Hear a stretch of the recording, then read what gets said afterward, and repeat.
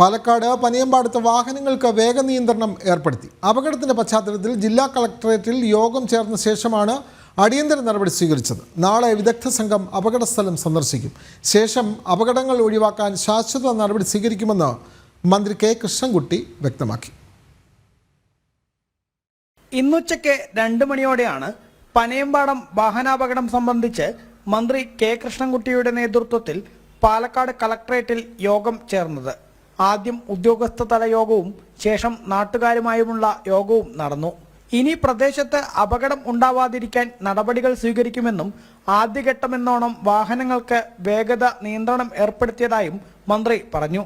നാളെ തന്നെ വിദഗ്ധ സംഘവും അപകട സ്ഥലം സന്ദർശിക്കും.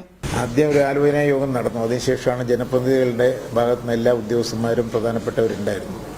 ഒരു നല്ല നിർദ്ദേശങ്ങളാണ് എല്ലാ ഭാഗത്തു നിന്നും വന്നത്. നല്ല നിർദ്ദേശം, ഒരു അനാവശ്യമായ ഒരു നിർദ്ദേശവും വന്നില്ല. അതൊക്കെ വളരെ ഗൗരവമായി തന്നെ എടുക്കും.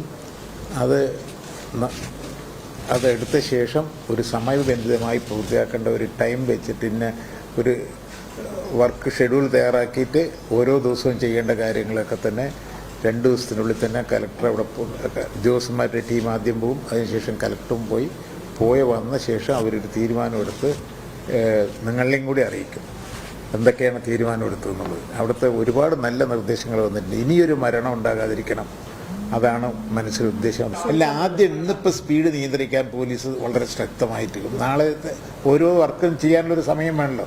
നാളെ ചെയ്യേണ്ടത് എന്താണ്, മറ്റന്നാൾ ചെയ്യേണ്ടത് എന്താണെന്നുള്ളൊരു തീരുമാനം. നിശ്ചിത സമയം വെച്ച് ഓരോ നടപടികൾ പൂർത്തിയാക്കുമെന്നും തിങ്കളാഴ്ചയോ ചൊവ്വാഴ്ചയോ ആയി റിവ്യൂ മീറ്റിംഗ് ചേരുമെന്നും മന്ത്രി വ്യക്തമാക്കി. അതേസമയം ഇത്തവണ കൃത്യമായ നടപടികൾ ഉണ്ടായില്ലെങ്കിൽ ശക്തമായ സമരങ്ങളിലേക്ക് കടക്കുമെന്ന് നാട്ടുകാർ പറഞ്ഞു. നാട്ടുകാര് എല്ലാം മറന്നുകൊണ്ട് രാഷ്ട്രീയമൊന്നും അതിലില്ല.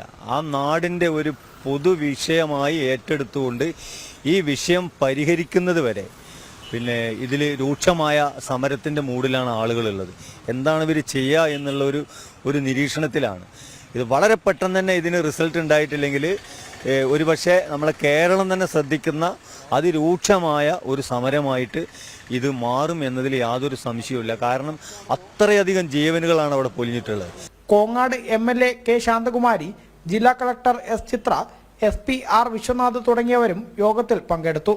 ജനം, പാലക്കാട്.